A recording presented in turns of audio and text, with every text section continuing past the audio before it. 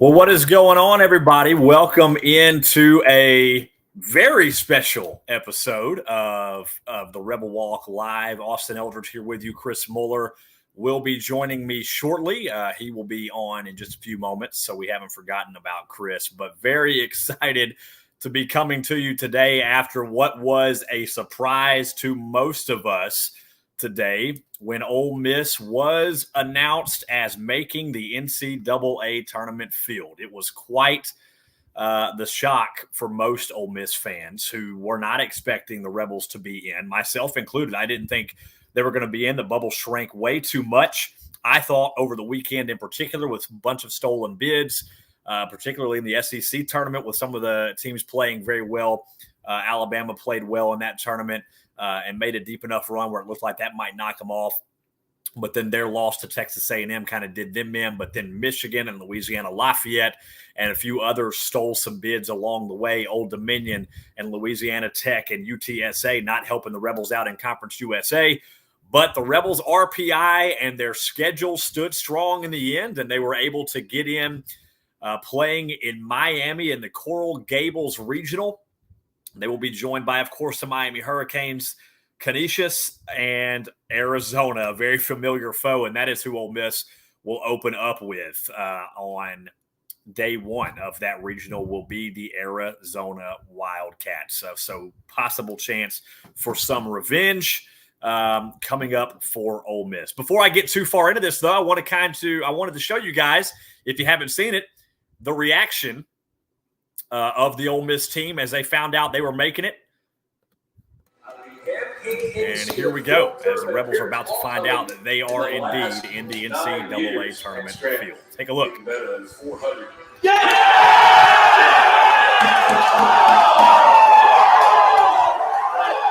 Pretty cool. Everybody's super excited, obviously. Arizona! We're going to regional. That's all that matters. Going to Miami, boy. Justin Bench, one of the seniors who's looking forward to it. Gaddis, one of the seniors. No, we're not done by a long shot, baby. What? Oh, God. Elko, of course. Oh. Yeah, I feel my heart. Yeah. I'm gonna get locked right in my seat. Wow. Yeah. Max Coral Jofi, Gables, Miami. Trooper. Couldn't ask for a cooler place to go, too. We'll have some fun. I was a little nervous. Now I'm excited. Chanier. I'm ready to go. There's a lot of good teams in there, but I can't be more excited. I'm ready to go. It's gonna be awesome. Tweets from my girlfriend's grandma congratulating me. Everybody knows already. This is unreal, man. They gave us a shot. We got practice today. And there you have it. As the fellas found out they were going to make the tournament. Pretty awesome. And Mike Bianco, we got practice today, and sure enough, they do. On the bottom of your screen, you'll see the national seeds from 1 to 16 scrolling across there. Of course, Tennessee, no surprise, the number 1 overall seed and well-deserved. They've been lights out all year long. And then going down the list, you see Miami's the number 6 overall seed. So should chalk hold, Miami would host the Super Regional because they are matched up with the number 11, as you see there on the bottom of your screen, Southern Miss. So if chalk was to hold, Coral Gables would be the host site for the Super Regional. However, it gets interesting if other teams win. Let's say Ole Miss was able to pull off the upset in the Coral Gables Regional and win that regional and go on to a Super Regional. Well, then it would depend on who won the Hattiesburg Regional. If a lower seed than Ole Miss, so let's say the 4 seed in the Hattiesburg Regional was to win that regional, then Ole Miss would host the Super Regional due to being the higher seed. Now, the 3 seeds in those regionals, let's say Ole Miss and LSU both get out of those regionals, then it's kind of a weird one. I'm not 100% sure how the committee is going to work on that as far as if they're going to give it to Ole Miss because Ole Miss swept LSU in the regular season, or if they're going to give it to final record, or how that's going to work. So obviously, first things first, you got to take care of business in the regional first and foremost. Now, the other thing I'm going to show you, I'm going to pull up here in just a minute, is the full bracket. I'll give you guys a look at it. And here we go.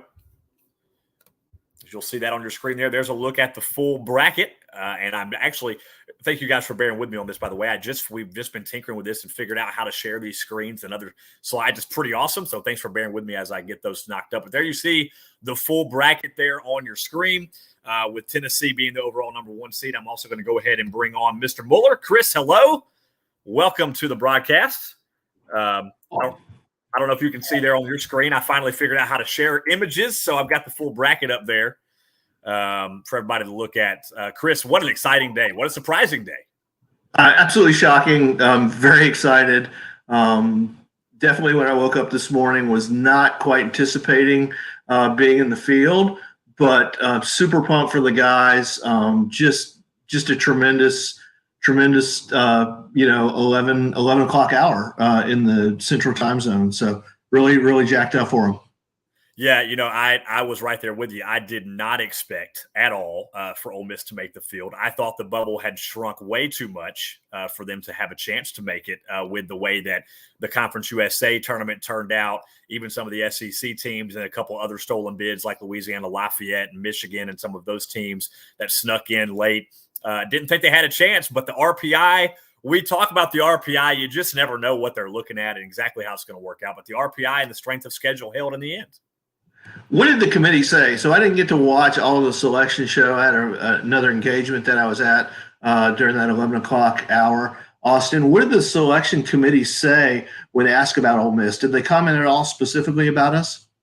Most of their comments were actually on NC State and some of the other teams. There weren't a lot of comments about Ole Miss. I think most everybody was surprised that NC State didn't make it, quite frankly. And so most of the comments from the committee were about that and why NC State didn't make it. And I think that had to do mostly with their out-of-conference strength of schedule towards the beginning of the season in particular. They played very well in ACC play. But, yeah, not a lot of specific comments about Ole Miss. It was more of the teams that, as it always is, why didn't this team get in is kind of how it went at the end of the show. Absolutely. So give me a rundown. Like I said, prior engagement during the 11 o'clock hour, kind of, didn't pay a whole lot of attention, but we're paired with ? We are paired with, as far as who we're playing, is Arizona, of course. With Arizona. Okay, the that's Hattiesburg right. Regional is who they are also paired with there, which is Southern Miss. In that one, it's going to be Louisville as well in that regional, along with Army and Kennesaw State, who snuck in. Another one of those stolen bids was Kennesaw State coming in out of there, and I'm blanking out on the conference they play in off the top of my head. But yeah, so that's maybe the OVC, I believe. That sounds right.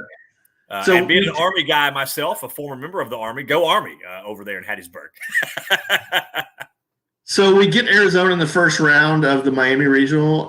That's a really interesting matchup, actually. Obviously traveled to Arizona last year for the Super Regional. So this is a rematch of that Super Regional with a first-year coach out in Arizona since Jay Johnson went to LSU. So a little bit different team. They've lost a little bit, but obviously they bring back still a good amount of firepower. The guy lost for me that was of a lot of noteworthiness was Jacob Berry, who followed Jay Johnson to LSU. I believe they still have Susak, the catcher. Am I right on that, Austin? They do. Yeah, really great catcher out there. So it'll be an interesting matchup, but it helps that we played Arizona in the last year, that we've got a scouting report at least on a number of their players before we even open the book on them. Yeah, and we don't have to play in that awful stadium in Arizona this time around. We'll be playing down in Coral Gables. But yes, Daniel Susak, actually, funny you mentioned him. He's one of their leaders, as you can imagine, offensively. 12 home runs, 61 RBIs with a 1.030 OPS. He has not lost a beat when it comes to fouling off every pitch he sees, apparently, and just getting on base. And that's something Arizona did so well last year. And even with the loss of Jacob Berry, they've got 3 guys with 12 or more home runs. Two guys with 12. No, 2 guys with 12 or more, 1 with 10. I was mistaken on that. They have a 12, a 10, and a 16. So a very solid offense still, even without Jacob Berry. Yeah, a lot of people at the beginning of the year, when they were comparing us to teams from last year, they compared us to Arizona from last year. And so I think the matchup hitting wise is really good for us. I don't know much about their pitchers and who they brought back and things like that. But as we get further on in the week, and I'm sure we'll do a preview show coming up, but as we get further on in the week, we'll be able to take a look at where they were going to go. As Austin and I visited earlier, when the announcement was made, this really kind of was a different show than we imagined, and we're really happy to be bringing that to everybody. That it's the excitement's back, and we saw that I think in some of the press conferences that were held at Swayze after the selection show was held. So it's really great to see the excitement back into the guys. I'm sure it was just an excruciatingly long week and long weekend, especially when, like you said, the bids were getting stolen left and right and left and right. And you've got, this team's, stole a bid and this team stole a bid. And you just didn't know. I can't remember. Austin, it may have been you said, I'm giving us like a 1% chance of making the field. And it's just, sometimes those miracles happen. And I'm just, like I said, I'm super jacked up for the guys. I can't imagine the excitement level that was in the lounge when they heard the announcement of the name. So I can't wait to take a look at that video when it gets released, or it may already be released. I actually played it already. If you'd like to see it, I'll pop it right back up on the screen here in a moment. Let's do it. Yeah, I'd love to get into reaction. Give me a second to pull that up, but yes, I actually can throw that up on the screen for you. It was awesome, to see the guys so excited, with making the tournament after, as you said, they did not think they were going to make it, and here we go. As you'll take a look, Chris, as this is their reaction. So I'll let you watch it. 9 years, that's great. Getting better than 400.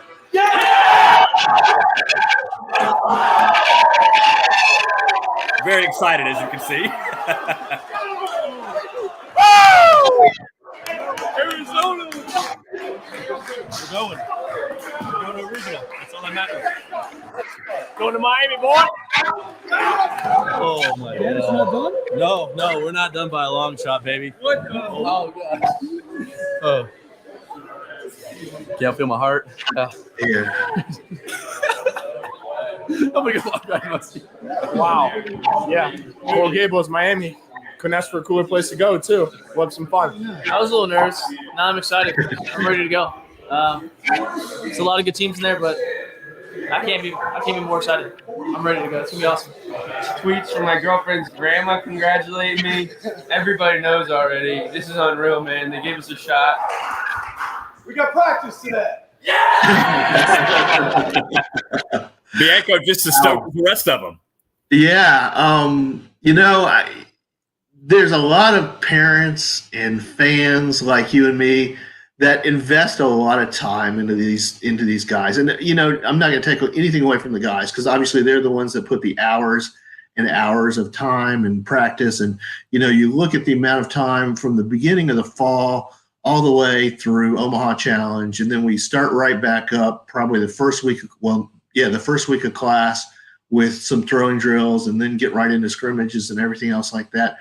I'm just so happy for the players, for the parents, for Coach Bianco. I mean, golly, how excruciating was this for him, just to, live on the edge as far as whether you're getting in or getting out of the tournament. And I'm kind of really happy that we got a little raw reaction of me seeing that video for the first time live, because I'd not seen it. So just really, and to steal a line from Mike Bianco, I'm just really proud.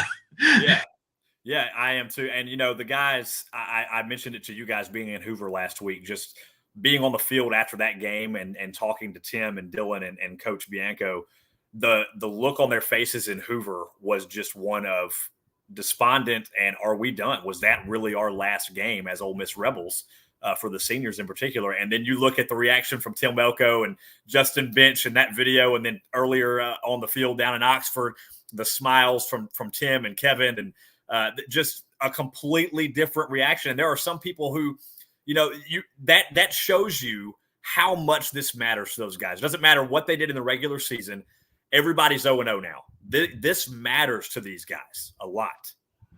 Absolutely, and I think that's the key takeaway from this. It legitimately the NCAA tournament belongs to anybody at this point. And we can say yes, Tennessee's had a phenomenal year. There's no doubt about it, and they're obviously check out the Vegas sports books, and I'm sure that Tennessee is the odds-on team to win. But there are a lot of weird things that can happen on the way to Omaha, and when you get to Omaha, we've got a fighting chance, and that's all we ever ask for. And to be able to get into the tournament, and we're playing, pretty much our best baseball of the year. We went down to Baton Rouge and swept them, so we've proven we can play pretty much anywhere.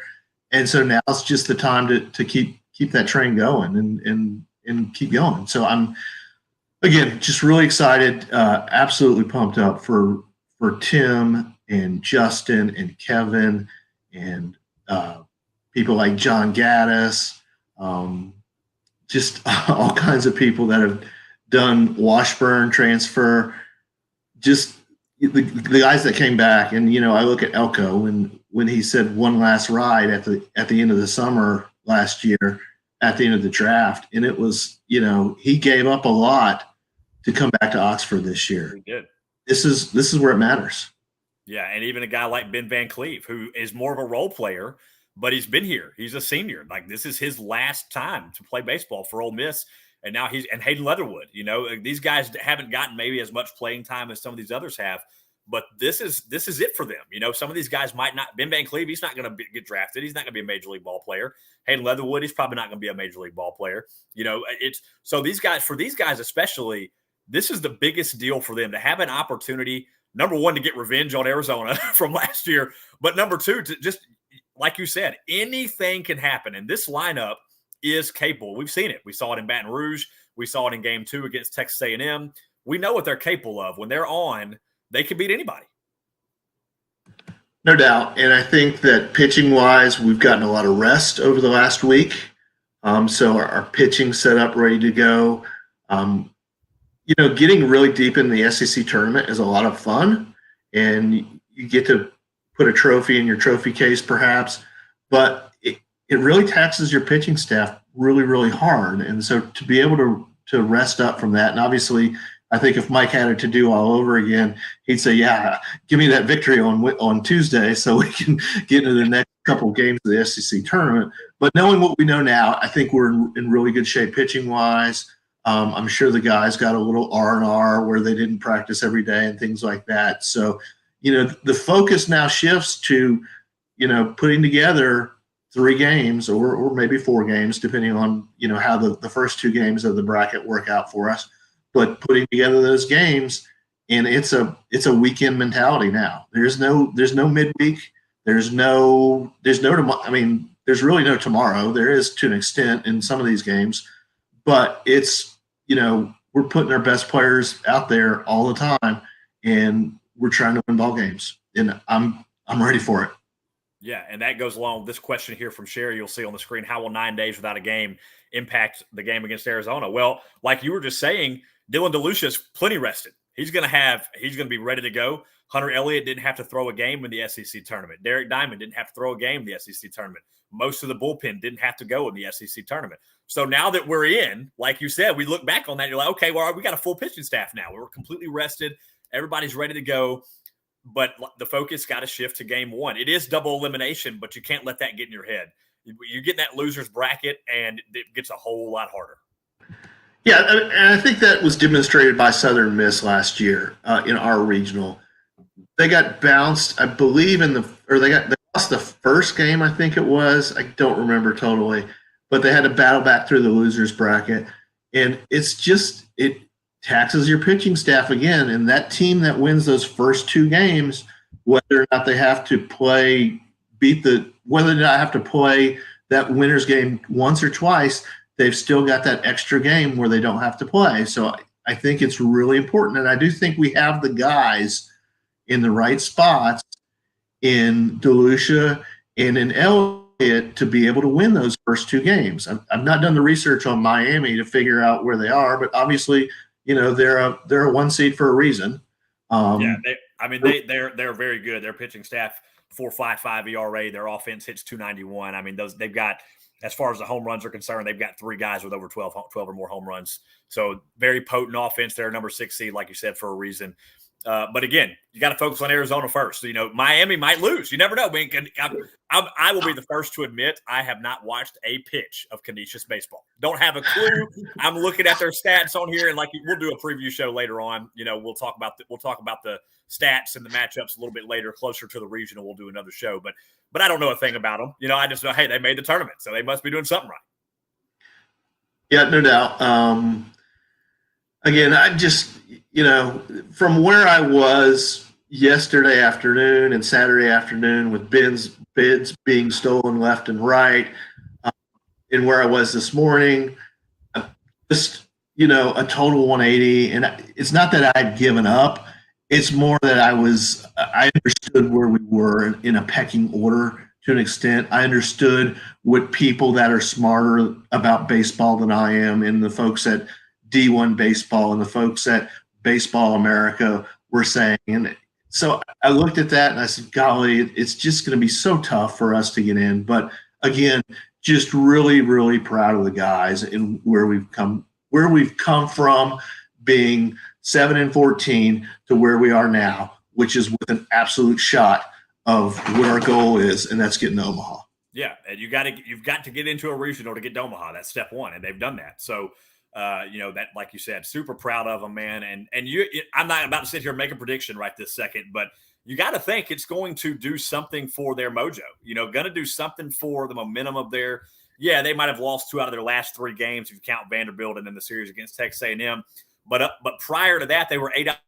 They won 8 of the last 10 regular season games. The Vanderbilt game having to wait 5 hours after they were originally supposed to play. Just Hoover's a fluky place. You just never know what's going to happen in Hoover. And Vanderbilt's a solid ball club. So I'm not putting too much into that, honestly. Dylan still had a great outing. It just wasn't their night offensively. I think that this is going to rejuvenate them for practice this week. And come June 3rd, they're going to be ready to go. Yep. No doubt. I think that the energy that this gives when you're out of the tournament, quote unquote, and then you get into the tournament, I think it's just different than when you knew you were in the tournament from an automatic qualifying standpoint, or 16, 17, 18 SEC wins. It was more like, where are you going? But this is just a shot of energy that you really can't replicate, in my mind. Yeah, it is. I mean, it's like you opened up a couple cans of Monster and shot them down, and now you're ready to go again. I was going to use the energy drink analogy, but it's hashtag not a sponsor, by the way. But if they're interested, we're ready, right, Austin? Yeah, hey, come on, bring it. Ramsey asked this, and Chris, you might have a little insight on this too. He asked, if you get to game 3, do you consider starting Mason Nichols or Josh Mallitz? And if you win game 1, are they the home team in game 2? As far as the home team, if I'm not mistaken in the regional, it's only about what seed you are, I think. But it's not the same as Hoover where it alternates by day, but I cannot remember. Am I wrong on that? It shifts a little bit. I think it varies based. The first day is the top 2 seeds will be the home team. And then after that, it shifts to, if you've not been the home team, you get to be the home team, I believe. So just for example, say we win on Friday night and then we play Miami, I believe that we would be the home team on Saturday, but I'm not totally for sure about that. As far as the question about Nichols, or I don't remember the other pitcher that was named. Mallitz. I think you still go with Diamond. But I think the leash becomes incredibly short on Derek, and not from a standpoint of we don't think he can do it, but just from a standpoint of this is where we are in the baseball tournament world, and you just can't afford to go down by 3-4 runs. And so if he gets into trouble, whether that be the second time through the lineup, the third time through the lineup, or wherever the place is, you do look at probably a little quicker. And I say that with Derek, but I don't just mean that with Derek. I mean that with DeLucia. I mean that with Elliott. I mean, I don't think it matters who it is that gets in trouble. It's a win or go home mentality, and it's just an absolutely different feeling than trying to save pitchers for Sunday in the SEC, for example, because each game is weighted the same during the regular season. Each game is not weighted the same during the postseason, and so you may do things that sacrifice your bullpen a little bit. Maybe in game, say we win game 1, and then game 2 we get into a situation where we need to pull somebody out, perhaps. You may make some value judgments on, okay, if we win this, we don't have to play as many games as the next team, and so we're gonna be able to rest our pitchers a little bit. So Mike's been around the tournament a few times, so I wouldn't ever ask, what's your philosophy on pitching in the tournament, because either I'd get a dissertation or I'd get a funny look from him. Go, I'm not going to give you all my secrets away. One of the two would happen. But Mike knows what he's doing as far as controlling a pitching staff in the tournament, especially at the regional level. Yeah, and I agree with you. I don't see Mike changing what he's done all year come game 3 and starting someone besides Derek. That's his rotation. It's been his rotation the entire season. I don't see him changing that up. Like every game, but like you said, every game is a win or go home mentality. You lose game 1. Well, then you're starting Hunter Elliott game 2. That's not even a debate. And then if you lose game 2, it doesn't matter, for game 3. So, but if you win game 2, and then you're back to that, I get it. People are concerned with Derek Diamond because, the struggles of getting through the rotation after a couple of times. But at the same time, you got to go with what you know. And like you said, Mike's been doing this for quite a long time. This will be his 22nd season, and he's only not made the postseason 3 times in that entire span. So he's been around the block a few times. And so to answer the question from Ramsey, yeah, I agree with you. I don't think he's going to start somebody besides Derek. But like you said, it's going to be people are throwing in the bullpen by the second inning if he's in trouble kind of a thing. Absolutely. And I think where this differs is a little bit if we get to weekend 2 and we get to the Super Regional.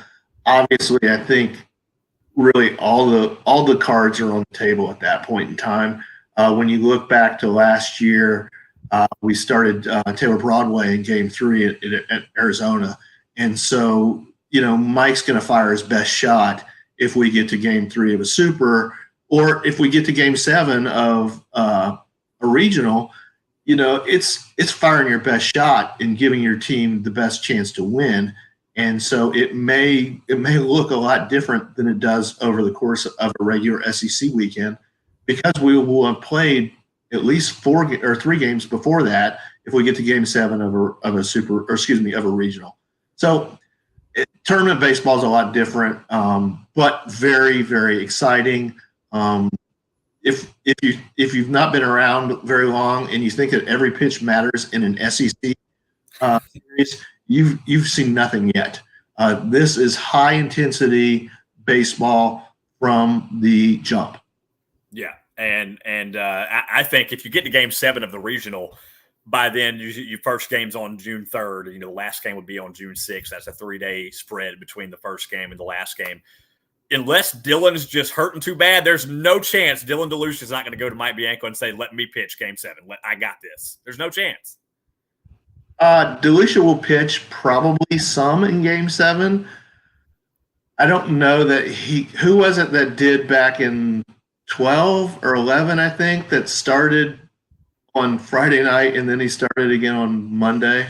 Oh gosh, that's been a while. I'd have to look that. Somebody with a better knowledge of it than I did struck out like 15. I mean, it was a crazy thing. I'd have to look it up, but it was crazy.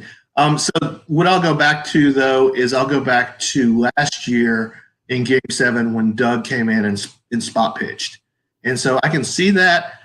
However, to complement what you said, Dylan DeLucia is a JUCO transfer. When you look back at what he did at the JUCO level in JUCO playoffs, he does have a history of being able to come back and pitch a lot of pitches after starting and after going a good number of pitches. he's already done it this year. I realized it was 37 or 34 on Friday at LSU, but then he came back and threw 60 plus on Saturday. So the guy's got a little bit of a rubber arm, which is really good for us. So he's absolutely, if we get to Game 7, he's absolutely going to pitch somewhere. I just don't know whether it's the starting role or whether it's like Doug got used last year, but he's going to pitch.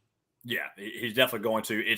It will be interesting should it go that long to find out kind of how he handles the rotation, because then if you win that game, well, guess what? You got a super regional the next week to deal with, and then you've got to wonder, you got to get your rotation set up for success there, and you're obviously going to want to have your DeLucia and your Elliott ready to go for those two out of those 3 games to try to get those 2 wins that you need to move on to Omaha. So can't get ahead of yourself, though. Here I go talking about super regionals in Omaha. Well, you gotta take it one night at a time. Arizona is a very, very, very good, solid ball club, and just because they lost Jay Johnson and Jacob Berry does not mean that Ole Miss is going to just waltz into Miami and beat them handily. No, I don't think that's going to be the case. We obviously have a puncher's chance, though, and that's all we ask for. I think the guys are going to be, they're going to have to contain themselves a little bit this week from an energy standpoint so they don't burn it all out before they get down to Miami.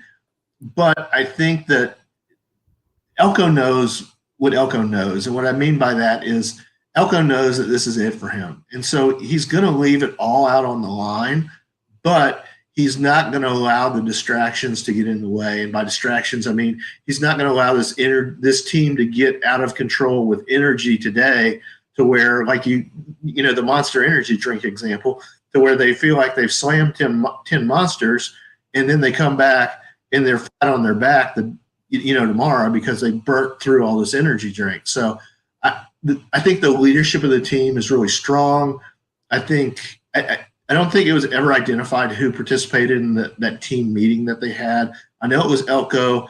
I know it was Johnson. I'm assuming it was Bench because he talked about it, and I'm assuming it was Graham. And so those 4 individuals, I think, are really good at keeping this team grounded and keeping them – and Mike's really good at keeping the team where their feet are.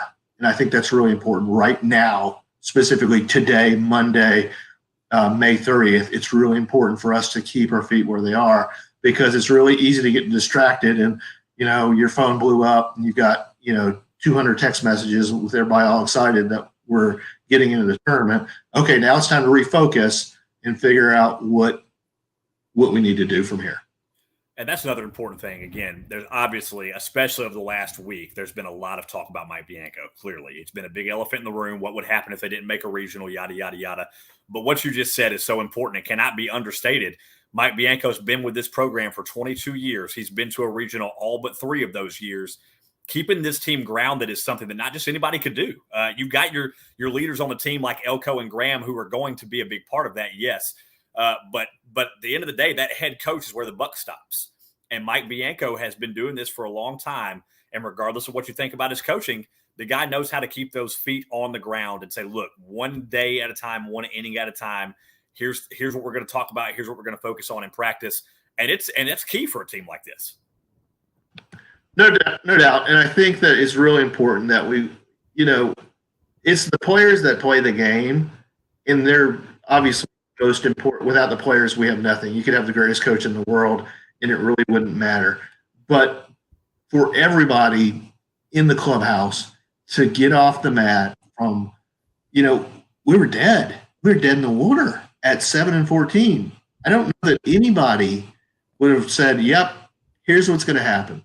We're going to sweep Missouri. We're going to sweep LSU, and then we're going to catch one against A&M. And yep, we're set up for the NCAA tournament. I don't think anybody in their right mind says that, but there was a belief in that dugout from the head coach all the way down to probably the managers that we still have the potential. We still have the possibility of doing this. So I really want to give a lot of credit to everybody, like I said, from Mike down to the managers, that they didn't phone it in by any stretch of the imagination. In fact, they got off the mat and then started taking swings at anybody and everybody that wanted to come at them, including going down to Baton Rouge, which is not an easy place to play baseball at all. Yeah, I mean they've really rebounded. I think if you take Tim Elko and even Kevin Graham when he was hurt, and Brandon Johnson, you take those three guys in particular, but even your Justin Bench and a couple of those other guys who were more contact guys, but they've been around a while. But your leaders, Elko and Graham, you take those guys away from this roster for any reason, there's no way they bounce back. None. The players came together like we haven't seen in quite a while with Ole Miss, and have really just pulled them together to do enough at the end to do what it takes. And sometimes that's all you need, just do enough. And that's what they did. We got into the tournament, and that's literally a month ago. If you would have told our players, okay, you're getting into the tournament, they would have taken it and they would have gone to Juneau, Alaska to play in a regional. They would not have cared. So to get to go to Miami, to play in a really quality place, I believe, really quality program in Arizona, in Miami, everything's in front of them. That's all you can ask for at this time of year, is to have everything in front of you that you want to achieve, and to have the ride still be going on. Yeah, absolutely. And I cannot be more excited for this ride to continue. It's going to be a blast, regardless of what happens. I'm just so excited for these guys to have another chance to play baseball and to keep going for at least a little bit longer. And as Tim Elko always says, don't let the Rebs get hot. You just never know what can happen. And when those regionals start up and those super regionals happen, I mean, the lesser teams, for lack of a better term, than this one have made Omaha before. There's no doubt. And we've got every shot that we could ever want. And that's all we can ask for at this point in time. Well, Chris, before we end the show today, I was going to throw this back up one more time and just let you decide here. I wanted you to kind of look through this. I don't know how much you've had a chance to look at the whole bracket yet, but what are there any particular matchups besides Ole Miss, of course, that are really intriguing to you in this tournament? Yeah, I've got one. I'm looking at the quadrant, lower left quadrant. Texas A&M is the 5 seed. Look who they put in as the 2 seed. Does the NCAA Tournament Selection Committee have a sense of humor or what? The Schloss Bowl, as it's being called. It's Schloss first year at Texas A&M, and who comes calling but his former team, the TCU Horned Frogs. So I think that's going to be a really, really interesting matchup to see unfold the first weekend. That's the one I'm looking at. Yeah, and obviously Tennessee is a juggernaut, but I am very curious. That Campbell Camels team, they put up a fight in Starkville last year, and they've gotten even better this year. And I am very interested to see if there's one team. Georgia Tech is hitting the lights out of the ball too, but if there's one team that I think could be a sleeper in Knoxville, I think that Campbell team could be one to watch. Tennessee's hard to beat, but I'll be very interested to see if Campbell can put up a fight over there in that Knoxville regional. It's the weekend one of the weekends that I look forward to the most. The NCAA basketball tournament obviously has got some great activity, great games, things like that. But this tournament is just really special for me. You've got 16 different host sites, so you've got 32 different games on day one. If you have access to when they get the quad box going, it's pretty cool stuff. So check into the family networks this weekend, and you won't be disappointed. Especially the first 2 days. I think they play 32 games each day, so it's really a lot of fun. And I hope everybody enjoys it and gets to. I hope the Rebs obviously.